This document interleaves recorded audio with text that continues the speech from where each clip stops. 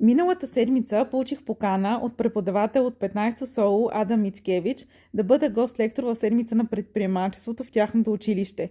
Имат практични паралелки като бизнес, застрахователно и осигурително дело, митнически и данъчен контрол и канят млади и успешни българи да разкажат за бизнеса си пред учениците, да споделят опит и да ги вдъхновят. Не знам колко съм успешна, по-скоро съм постоянна, но ако мога да съм причината поне един българин да си остане в България, да, това би било успех.